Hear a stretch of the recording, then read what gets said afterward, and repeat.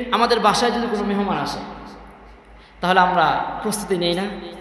মেহমান আসছে, বাসা ঘর বাড়ি বা আঙিনা সুন্দর করে পরিষ্কার পরিচ্ছন্ন করি। বেডশিট যদি একটু পুরাতন হয়ে থাকে নতুন বেডশিট বিছাই, ঘর দরজা সব কিছু সুন্দর পরিপাটি সাজিয়ে সেই মেহমানের জন্য আমরা বাজার সদাই সব কিছু করে সব কিছু ঠিকঠাক থাকে, যেন আমার মেহমান এসে কোনো ত্রুটি কোনো বিচ্যুতি লক্ষ্য না করতে পারে। তার জন্য আমাদের কত প্রাণান্তকর চেষ্টা থাকে। তাহলে যেই মাসটা হচ্ছে সাইয়্যিদুশ শুহুর, যেই মাসের এত ফজিলত এত বরকত, সেই মাসটা আমাদের কাছে আসছে, আমরা অনেকেই গাফেল, সেই মাসের প্রস্তুতি নেওয়ার কোনো আমাদের মধ্যে লক্ষণই দেখা যাচ্ছে না। তাহলে আমাদের এই প্রস্তুতি আসলে খুবই দুঃখজনক। আমরা সাধারণ মানুষ যে প্রস্তুতিটা নেই, যে রোজার মধ্যে আমরা কি খাবো, বুট ছোলা মুড়ি পেঁয়াজু, তারপরে হচ্ছে কি কি খাওয়া যাবে, কোন কোন আইটেম আছে, সেহরিতে কি খাবো, ইফতারে কি খাবো, এই লিস্ট নিয়ে আমরা বসে যাই। মনে হয় যে রমজান মাস খাওয়ার জন্যই আসছে, অথচ পুরা দিনের বেলা খাওয়া।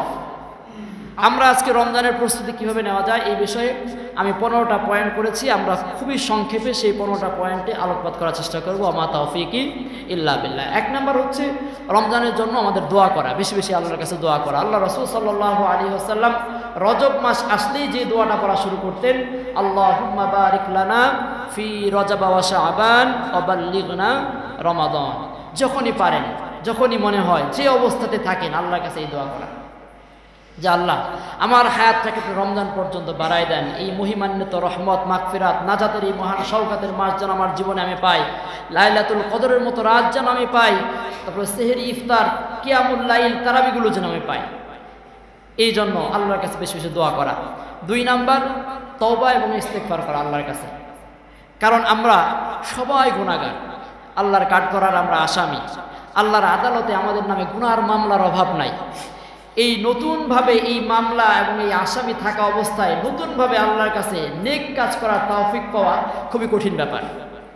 এই জন্য আল্লাহর কাছে এই অপরাধের জন্য রমজানের আগেই আমরা ক্ষমা চেয়ে নেব, আল্লাহ যেন আমাদের গুনাহ মাফ করে, পিছনের গুনাহ সব শেষ করে নতুনভাবে এই রমজান থেকে যেন আমরা আমাদের জীবনের নতুন আমল উদ্দীপনা আগ্রহ শুরু করতে পারি। আল্লাহ তাআলা সেই তৌফিক দান করবেন, আমিন। ভুল করে ক্ষমা চাওয়া এটা মানুষের স্বভাব। মানুষ মাত্রই ভুল করবে, আবার আল্লাহর কাছে ক্ষমা চাবে। কিন্তু ভুল করে ভুলের উপর অটল থাকে হলো শয়তানের স্বভাব। এটা কার স্বভাব? শয়তানের স্বভাব। আল্লাহ রাব্বুল আলামিন আমাদের আদি পিতা হযরত আদম আলাইহিস সালামকে যখন সৃষ্টি করলেন, আদম আলাইহিস সালামকে সৃষ্টি করার পরে আল্লাহ তাআলা আদম আলাইহিস সালামকে ফেরেশতা এবং সব সৃষ্টিগুলোর উপর শ্রেষ্ঠত্ব দান করলেন। দান করার পরে আল্লাহ তাআলা যখন এই ঘটনাগুলো ঘটাইলেন, বললেন তোমরা আদমকে সম্মান করো, তাকে সিজদা করো। সব ফেরেশতারা এক বাক্যে আদম আলাইহিস সালামের সম্মান সূচক সিজদা করলেন, কিন্তু সিজদা করলো না কে? ইবলিস।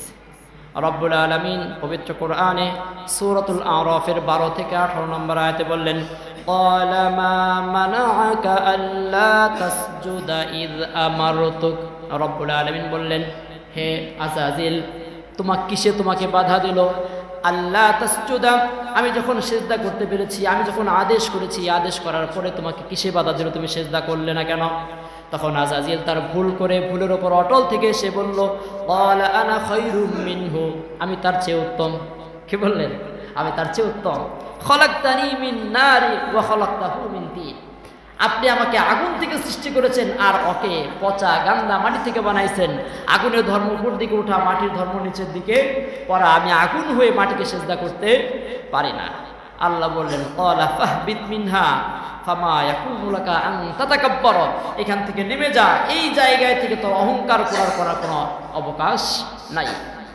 শয়তান ভুল করেছে, আবার ভুলের বিপক্ষে কি দেখাইছে? যুক্তি দেখাইছে, ভুলের উপর অটল থাকছে। কিন্তু মানুষের স্বভাব হলো মানুষ ভুল করবে আবার ক্ষমা করবে, ক্ষমা চাইবে, আল্লাহ তাআলা মাফ করে দেবেন, সুবহানাল্লাহ। তাহলে মুমিনের প্রত্যেক কাজ হচ্ছে তওবা করা, সবসময় আল্লাহর কাছে ইস্তেগফার করা। আমাদের প্রিয় নবী সাল্লাল্লাহু আলাইহি ওয়াসাল্লাম, আমি বারবার বলি, যার কোনো গুনাহই ছিল না, সামনের গুনাহ পিছনের গুনাহ সব গুনাহ আল্লাহ তাআলা তার মাফ করে দিয়েছিলেন। তারপরে এক হাদিসের মধ্যে আমরা দেখতে পাই তিনি প্রত্যেক দিন 70 বারের বেশি তওবা করছেন। অন্য হাদিসে আল্লাহ রাসূল বললেন, ইন্নী আস্তাগফিরুল্লাহ ওয়া আতুবু ইলাইহি আকসারা মিআতা মাররা, অন্য জায়গায় বললেন আমি 100 বারের বেশি তওবা করি। যার কোনো গুনাহই ছিল না, আর আপনার আমার গুনার তো কোনো অন্ত নাই। তাহলে আমরা আল্লাহর কাছে বেশি বেশি এই রমজানের আসার আগেই তওবা করা উচিত। আল্লাহ রাসূল সাল্লাল্লাহু আলাইহি ওয়াসাল্লাম বললেন, কুল্লু ইবনা আদম খাত্তাউন, প্রত্যেক বনি আদমরাই ভুল করবে, প্রত্যেক বনি আদম শয়তানের প্ররোচনায় পড়ে, বন্ধু বান্ধবের প্ররোচনায় পড়ে, নফসের খায়সাতে তারা গুনাহে লিপ্ত হয়ে যাবে।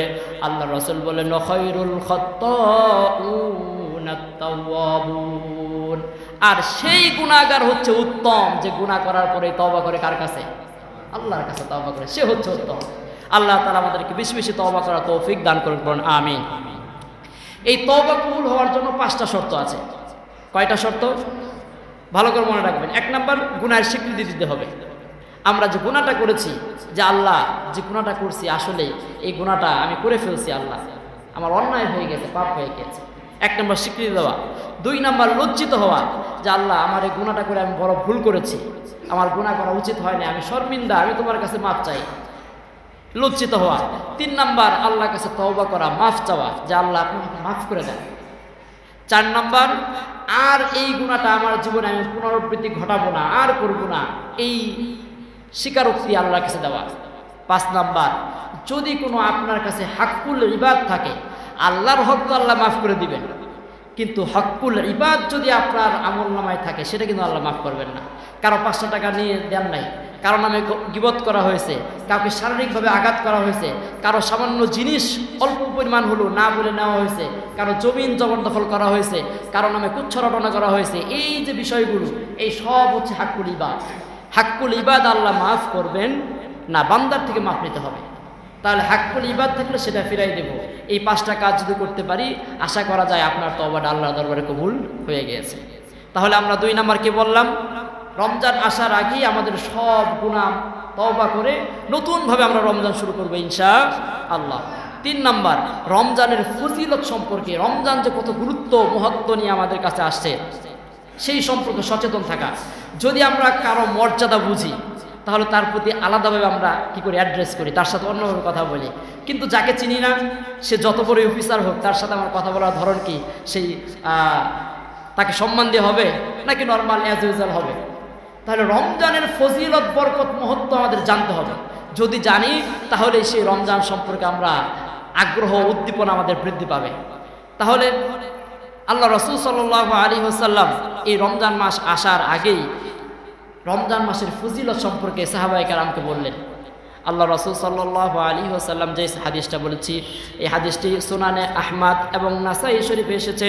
আল্লাহ রাসূল সাল্লাল্লাহু আলাইহি ওয়াসাল্লাম বললেন, আতাকুম রমাদান, হে আমার সাহাবায়ে কেরাম, তোমাদের কাছে মাহে রমাদান আসছে। শাহরুন মুবারাকুন, এই মাসটা অনেক ফজিলতপূর্ণ, বরকতপূর্ণ মাস। ফারাদাল্লাহু আযজা ওয়া জাল্লা আলাইকুম সিয়ামাহু, এই মাসের মধ্যে রব্বুল আলামিন তোমাদের জন্য সিয়ামকে ফরজ করে দিয়েছেন। ওয়া তুফতাহু ফীহি আবওয়াবুস সামা, এই মাসের চাঁদ যখন পশ্চিম আকাশে উদিত হয়ে যায়, সঙ্গে সঙ্গে রব্বুল আলামিন আসমানের সব দরজাগুলো, বরকতের দরজাগুলো খুলে দেয়। সুবহানাল্লাহ। ওয়া তুগলাকু ফীহি আবওয়াবুল জাহিম, রব্বুল আলামিন এই মাসের সম্মানে জাহান্নামের দরজাগুলো 1 মাসের জন্য সিলগালা করে দেয়। সুবহানাল্লাহ।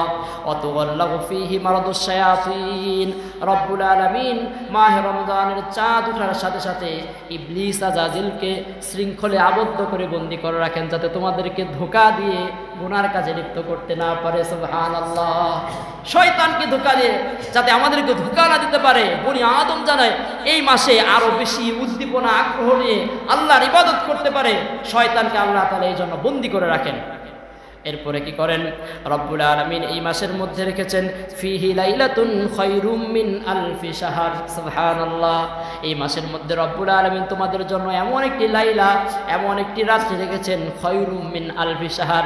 এই মাসটা শুধু একটা রাত না, একটা হাজারটা রাত না, বরং হাজারটা মাসের চেয়েও উত্তম। সুবহানাল্লাহ।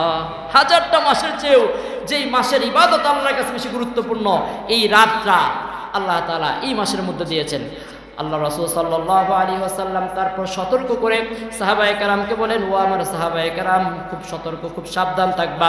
যেই ব্যক্তি এই মাসের রহমত, বরকত নিতে ব্যর্থ হয়ে গেল, সে দুনিয়ার জীবনের সব কিছু থেকে বঞ্চিত হয়ে গেল। নাউজুবিল্লাহ। এই মাস থেকে যদি রহমত বরকত কেউ না নিতে পারে, সে দুনিয়ার সব কল্যাণ থেকে সে বঞ্চিত হয়ে গেল। এমন একটা ফজিলতপূর্ণ মাস আমাদের সামনে আসছে। এমনকি আমরা এই রমজানের ফজিলত বরকত সম্পর্কে সামনের জুমায় ইনশাআল্লাহ আলোচনা করবো। আমরা সামনে তাড়াতাড়ি আসার চেষ্টা করবো ইনশাআল্লাহ। 4 নাম্বার, আমরা এই মাসকে সামনে রেখে আমাদের কাউন্টডাউন শুরু করতে হবে। আজকে শাবান মাসের 21 তারিখ, আর মাত্র আছে কয়দিন? 8 দিন বা 9 দিন। তাহলে আমরা সেইভাবে হিসাব রাখবো, আর মাত্র 8 দিন আছে, এই তো আর মাত্র 7 দিন আছে। এইভাবে নিজের ফ্যামিলি, নিজের পরিবার পরিজন, বন্ধু বান্ধব যাকে যেখানে পাবো তাকে রিমাইন্ডার দেওয়া, তার কাছে এই আমরা যেন কাউন্টডাউনটা বলতে পারি। সর্ব অবস্থায় সব জায়গায় প্রয়োজনে ক্যালেন্ডার দাগ দিয়ে রাখবো, সোশ্যাল মিডিয়ায় পোস্ট করবো যে রমজান মাসে আর মাত্র 8 দিন বাকি। আমরা এটা নিয়ে আলোচনা করবো, বন্ধু বান্ধবের কাছে মেসেজ পাঠাবো, মাসলা মাসাইল সেমিনার, রমজানের ওয়াজ গজল যা আছে আমরা এখন থেকে ইনশাআল্লাহ শুরু করে দেবো ইনশাআল্লাহ। কিন্তু এই যে কোরআন তেলাওয়াত শুনবো, ওয়াজ শুনবো, গজল শুনবো, অন্যকে কষ্ট দিয়ে শুনবো? আমার যতটুকু সাউন্ড দরকার আমি ততটুকুই, অন্যের কষ্টের কারণ যেন আমার আওয়াজ না হয় ইনশাআল্লাহ। 5 নাম্বার, আমরা এই রমজান থেকেই আমরা আমাদের গুনাহ মাফ করাইতে পারবো, এটা একটা চির আশা নিজের মনের ভিতরে রাখেন। আপনার ভিতরে যদি আশাই না থাকে তাহলে কি হবে? এই জন্য ক্ষমা পাবো এই আশা মনে রেখেই এই রমজান মাসের জন্য আমাদের প্রস্তুতি শুরু করতে হবে। নবীজি সাল্লাল্লাহু আলাইহি ওয়াসাল্লাম একবার মসজিদে নববীর মেম্বারে উঠতেছেন। এই হাদিসটা এসেছে মুস্তাদরাকে হাকিমের 7338 নম্বর হাদিস। আল্লাহ রাসূল সাল্লাল্লাহু আলাইহি ওয়াসাল্লাম, অনেক লম্বা হাদিস। মসজিদে নববীর মেম্বারে যখন প্রথম পা রাখলেন বললেন আমিন, দ্বিতীয় মেম্বারে পা রাখলেন বললেন আমিন, তৃতীয় মেম্বারে যখন পা রাখলেন তখনও বললেন আমিন। আল্লাহ রাসূল সাল্লাল্লাহু আলাইহি ওয়াসাল্লাম জুমার নামাজ শেষ করলেন। নামাজ শেষে সাহাবায়ে কেরাম জিজ্ঞেস করলেন, ইয়া রাসূলুল্লাহ, ইয়া হাবিবাল্লাহ, কোনোদিন আপনাকে এমন আমল করতে দেখি নাই যে মসজিদের মেম্বার ওঠার সময় জোরে জোরে আমিন বলছেন, কিন্তু আজকে আপনার একটু ব্যতিক্রম আমল দেখলাম। আপনি প্রথম মেম্বারে পা রেখে বললেন আমিন, দ্বিতীয় ধাপে পা রেখে বললেন আমিন, তৃতীয় ধাপে পা রেখে বললেন আমিন। কারণ কি? আল্লাহ রাসূল সাল্লাল্লাহু আলাইহি ওয়াসাল্লাম বলেন, হে আমার সাহাবায়ে কেরাম শোনো, আমি যখন মসজিদের মেম্বারের ভিতরে প্রথম পা রাখলাম, জিবরাইল আমিন আমার কানের কাছে এসে বললেন, ইয়া রাসূলুল্লাহ, ইয়া হাবিবাল্লাহ, ওই ব্যক্তি ধ্বংস হয়ে যাক যেই ব্যক্তি কাছে আপনার নাম বলা হলো কিন্তু আপনার নামে দরুদ পড়লো না। আমি বললাম আমিন।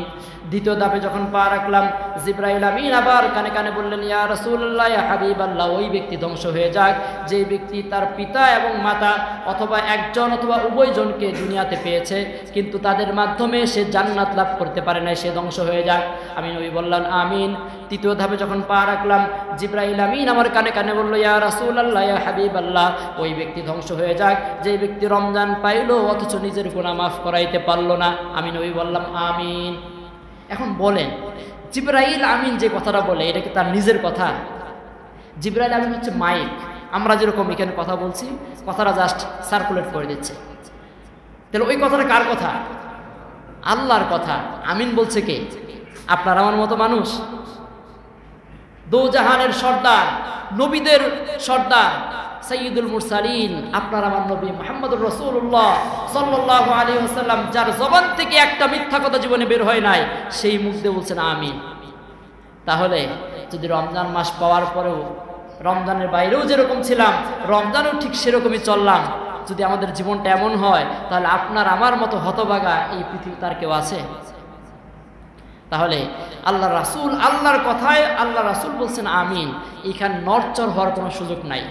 এই রমজান মাসেও যারা রোজা না রেখে বলে আল্লাহকে দেখে ভয় না পায়, মানুষদেরকে ভয় পায় কি লাভ, এগুলা বলে বাইরে সিগারেট টেনে ঘুরে বেড়ায়, খায়া দেয়, নাদুস নুদুস চেহারা বানায়, এদের কপালে যে কি আছে আল্লাহ ছাড়া আর কেউ। এমন একটা মাস পাওয়ার পরেও যারা এরকম ফাইজলামি আর বদমাইশি করে, বলে মা আল্লাহকে দেখে ভয় না পায়, মানুষদের কাছে ভয় পায়, লাভ কি? আল্লাহ হেফাজত করো, আল্লাহ হেদায়েত দান করবো না, আমিন। 6 নম্বর আমরা যে কাজটা করব, আমাদের কারো যদি কোনো কাজা রোজা থেকে থাকে, গত বছরের কোনো রোজা যদি আমাদের কাজা থাকে, সেই কাজা রোজাটা এই কয়দিনের মধ্যে আদায় করে আমরা নতুন রমজান শুরু করব ইনশাআল্লাহ। কারণ আপনার উপর একটা দায়িত্ব আছে অলরেডি, সেই দায়িত্ব বাকি রেখে কি আপনি নতুন করে শুরু করতে পারেন? তাহলে আমরা ইনশাআল্লাহ কাজা রোজা আদায় করে নতুন রোজা শুরু করব। 7 নাম্বার, আমরা লাইলাতুল নিসফি মিন শাবানে একটা হাদিস শুনেছিলাম। আল্লাহ রাসূল সাল্লাল্লাহু আলাইহি সাল্লাম বললেন, এই রাত্রির ফজিলত এবং বরকতে রব্বুল আলামিন দুনিয়ার সব মানুষকে মাফ করে দেয়। কয়জন ছাড়া? দুইজন। একটা হলো হিংসুক আর একটা হলো মুশরিক। হিংসুক আর মুশরিক, এই দুই শ্রেণীর ব্যক্তি ব্যতীত আল্লাহ তাআলা সব মানুষকে মাফ করে দেয়। তাহলে রমজানের আগে এই দুইটা রূপ কি আমাদের ভিতরে রাখা যাবে? তাহলে এই দুইটা রূপ থেকে আমাদের মুক্তি পাওয়ার জন্য যা করা দরকার আমরা তাই করার চেষ্টা করবো ইনশাআল্লাহ। রাত্রে ঘুমানোর সময় যখন বিছানায় শুবেন, একটু চোখটা বন্ধ করে বলবেন যে আজকে দিনের মধ্যে আমাকে যে যতটুকু কষ্ট দিয়েছে, যে যতটুকু ব্যথা দিয়েছে, যার প্রতি আমার ক্ষোভ আছে, রাগ আছে, সব মাফ করে দেন, আল্লাহ মাফ করে দাও। আপনি যদি এই চিন্তা চেতনা থাকতে পারেন, আপনার চেয়ে বড় তাজকিওয়ালা, আপনার চেয়ে বড় আত্মশুদ্ধি মানুষ পৃথিবীতে আর কেউ থাকবে না। আমরা তো এইটাই পারি না। তাহলে এই আমলটা করতে পারবো ইনশাআল্লাহ। রাত্রে ঘুমানোর সময় আমার সাথে যে যত অন্যায় করছে, গালি দিছে, আমার মনে কষ্ট আছে, ক্ষোভ আছে, দুঃখ আছে, সব মাফ করে দিলাম, আল্লাহ তুমি মাফ করে দিও। এই ধারণা নিয়ে থাকবো, হিংসা থেকে আল্লাহ মুক্তি করে দিবেন। এবং শিরক কিন্তু অনেক কথাইও আমাদের শিরক হয়ে যায়, সেই সমস্ত কথাগুলো বেছে বেছে আমাদেরকে বলতে হবে। সর্বাবস্থায় আল্লাহর উপর তাওয়াক্কুল রাখতে হবে। আল্লাহ তাআলা আমাদের তৌফিক দান করুন, আমিন। 8 নাম্বার, এই মাহে রমাদান আমাদের কাছে আসছে, এত বড় ফজিলতপূর্ণ মাস, যেই মাসের কাজগুলো এত বরকতপূর্ণ। একটা ফরজ 70টা ফরজ, একটা নফল একটা ফরজের সমান। 1 টাকা দান করলে 1 থেকে 70, 70 থেকে 700। এখানে আল্লাহ সীমাবদ্ধ করে নাই। আল্লাহ বলছে আল্লাহু ইউদাইফু লিমান ইয়াশা, আল্লাহ যারে চান আরো বাড়ায় দেন। এত ফজিলতপূর্ণ মাস আসছে, এই মাসের কাজগুলো যাতে সঠিক হয়, এই জন্য এই মাসের মাসলা মাসাইল সব কিছু আমাদের জানা দরকার আছে না নাই? তাহলে মাহে রমজানের মাসলা মাসাইল সম্মিলিত কত টাকা কত দিকে খরচ করেন? একটা বই কিনে আনেন, এনে বাসায় 7-8 দিন পরে শেষ করে ফেলেন। রমজানের কত ওয়াজ নসিহত ইউটিউবে আছে, কত জায়গায় আছে, সেই ওয়াজগুলো শুনেন, মাসলা মাসাইলগুলো শুনেন। রমজান সম্পর্কে আমরা অভিজ্ঞ হয়ে সব কিছু জেনে যেন রোজা শুরু করতে পারি, সেই তৌফিক দান করবো না আমিন। আমরা ড্রাইভিং না জানি না, কেউ কি ড্রাইভিং সিটে বসে? যদি ড্রাইভারই না জেনে স্টিয়ারিং ধরে, তাহলে এই গাড়ির গন্তব্য কোথায়? খালে বিলে, না হলে রাস্তার আরেক গাড়ির সাথে। এই জন্য রমজান মাসের মাসলা মাসাইল আমরা জেনে রমজান শুরু করবো ইনশাআল্লাহ। 9 নাম্বার, বিগত রমজানে আমাদের যে ভুলগুলো হয়েছে, আমরা তো মনে আছে তো মাশাআল্লাহ নাকি, মাত্র 11 মাস আগে আমাদের রমজান মাস এসেছিল। আমার যে যে জিনিসগুলো ত্রুটি ছিল, যে যে জিনিসগুলো আমার অপূর্ণতা ছিল, ঘাটতি ছিল, আমরা যেন এই রমজান শুরু করার আগে সেই জিনিসগুলো শেষ করতে পারি, সেই জিনিসগুলো ঠিক করে রমজান শুরু করতে পারি ইনশাআল্লাহ। 10 নাম্বার, রমজানের আগে আমাদের কিছু বিশেষ আমলের অভ্যাস করতে হবে। যেমন রোজাটা 1 বছর পরে আসে। আমাদের এমন অনেক বান্দা আছে যে ওই যে রোজা শেষ রোজা রাখছিলাম, আবার এই রমজানের প্রথম রোজা রাখি, মাঝখানের কোনো রোজা রাখি না। তো যদি সম্ভব হয় 2-1টা রোজা রাখা, কিন্তু 28-29 তারিখ রাখা যাবে শাবান মাসের 28-29 তারিখ রোজা রাখা যাবে না। এর আগে, আজকে যদি 21 তারিখ, এর আগে পারলে 2-1টা রোজা আমরা রেখে নেব ইনশাআল্লাহ। তারপরে এই রমজান মাসে যেহেতু আমাদের দীর্ঘক্ষণ নামাজে দাঁড়ায় তারাই পড়তে হবে, তাহলে একটু চেষ্টা করা যে 4 রাকাত নামাজ আমি বেশি পড়ি এশার নামাজের পরে, বা ফজরের আগে উঠছি তখন 4 রাকাত নামাজ পড়ি। এইভাবে একটু নিজেদেরকে অভ্যাস তৈরি করা, একটু কোরআন তেলাওয়াত করা, যে রমজান মাসে তো পড়বই, আমার কোরআন তেলাওয়াত বেঁধে বেঁধে যাচ্ছে, পড়তে পারতেছে না সঠিকভাবে, তাহলে একটু রানিং করে নেই ইনশাআল্লাহ। 11 নম্বর, রমজানের চাঁদ দেখা। এটা আমাদের মুসলমান সমাজ থেকে একটা সুন্নত হারায় গেছে। মুসলমান সমাজ থেকে একটা সুন্নত হারায় গেছে। আমরা সবাই টেলিভিশনের দিকে তাকায় থাকি আর মোবাইলের স্ক্রিনের দিকে তাকায় থাকি, চাঁদ উঠলো কিনা। চাঁদ কি মোবাইলের স্ক্রিনে উঠে, টিভিতে উঠে? চাঁদ তো উঠে আকাশে, ওই জায়গায় একটু উঁকি ঝুঁকি দেখা, যদিও অন্ধকার থাক, যদিও মেঘাচ্ছন্ন থাক, কারণ এটা আল্লাহ রাসূলের সুন্নত। আল্লাহ রাসূল সাল্লাল্লাহু আলাইহি ওয়াসাল্লাম বললেন, কোনো সুন্নত যদি কোনো সমাজে হারায় যায়, আর সেই সুন্নতটা যদি কোনো ব্যক্তি তার জীবনে বাস্তবায়ন করে, চিন্তা করে, আল্লাহ তাআলা তাকে 100 গলা কাটা শহীদের সমান সওয়াব দিবে, সুবহানাল্লাহ। তাহলে এই সুন্নতটা আমাদের সমাজে নাই। এই সুন্নতটা আমরা যদি উজ্জীবিত করতে পারি, জীবন্ত করতে পারি, আল্লাহ আমাদের সেই ফজিলত দিতে পারে। আল্লাহ তাআলার কি অভাব আছে কোনো কিছু? তাহলে আমরা সেই চাঁদ দেখবো ইনশাআল্লাহ। 12 নম্বর, এই রমজান মাস যেন ভালোভাবে কাটাইতে পারি। আল্লাহ, রমজানে যেন আমার কোনো অসুস্থতা না হয়, আমি যেন কোনো চরম ব্যস্ততার মধ্যে না থাকি। রমজান মাসে আমার যেন কোনো রিলেটিভ কোনো কষ্ট না পায়, তারা যেন কোনো ব্যস্ততার মধ্যে না থাকে। আল্লাহর কাছে বেশি দোয়া করা, কারণ আল্লাহ রমজান মাসে আমাকে ব্যস্ততা দিও না, অসুস্থতা দিও না। রমজান মাসটা যেন তোমরা ইবাদত বন্দেগী করতে পারি, সেই তৌফিক দান করো। এই দোয়াটা করতে পারবো ইনশাআল্লাহ। 13 নম্বর, একজন রমজান মাসে একজন মুসলিমের ইবাদতের মধ্যে যে জিনিসগুলো আমাদেরকে ঘাটতি দিতে পারে, প্রতিবন্ধকতা সৃষ্টি করতে পারে, সেই কাজগুলো আগে সেরে ফেলা।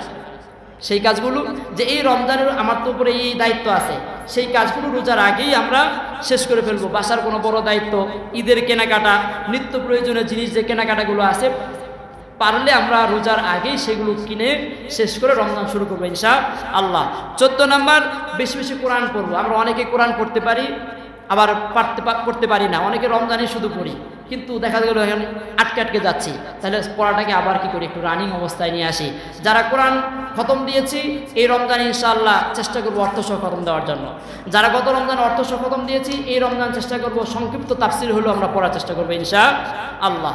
আর যারা খুবই ব্যস্ত, তারা কাজে কমে উঠা বসায় সবসময় কোরআন তেলাওয়াত শুনবো। মোবাইলে অনেক কোরআন তেলাওয়াত আছে, সেই কোরআন তেলাওয়াত শুনবো। তারপর অবশ্যই খতমে তারাবি পুরাটাই পড়ার চেষ্টা করবো ইনশাআল্লাহ। প্রথম দিন থেকে শেষ দিন পর্যন্ত পুরা রমজান আমি যেখানে থাকি, বাংলাদেশের যেই জায়গায় খতমে তারাবি হয় একই নিয়মে পড়া হয়, কোনো সমস্যা নেই। তাহলে আমি যেই জায়গায় পারি খতমে তারাবি ইনশাআল্লাহ এক খতম দিব ইনশাআল্লাহ। সর্বশেষ যে কথাটা বলবো সেটি হচ্ছে, আমরা রমজানের জন্য এখন একটা রুটিন তৈরি করব, যে রমজান মাসে একজন মুমিনের সারা দিন রাত কি কি কাজ থাকতে পারে, আমার কি কি কাজ আছে, সেই অনুযায়ী আমার ইবাদত, আমার বন্দেগী, আমার তেলাওয়াত, আমার তাসবিহ তাহলিল, আমার জিকির আজকার সব কিছু আমি সেট করে দেবো ইনশাআল্লাহ। আল্লাহ তাআলা আমাদেরকে এই বছর যে রমজানটা আসছে, এই রমজানটাকে আমাদের জীবনের শ্রেষ্ঠ রমজান বানানোর তৌফিক দান করুন, আমিন। এই রমজান থেকেই যেন আমরা কোরআন খতম করতে পারি, সেই তৌফিক দান করুন, আমিন। এই রমজান থেকেই যেন আমরা গুনাহমুক্ত মাসুম হয়ে বের হতে পারি, আল্লাহ তাআলা তৌফিক দান করুন, আমিন।